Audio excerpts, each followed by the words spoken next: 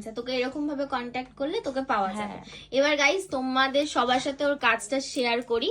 তো এটা হচ্ছে ওর কাজ, ঠিক আছে? আশা করি মোটামুটি কাজটা ভালোই লাগার কথা তোমাদের, কারণ অনেক মুখ খেয়েছে, আমার কাছে মুখ খাওয়ার ফল হচ্ছে এটা, ঠিক আছে?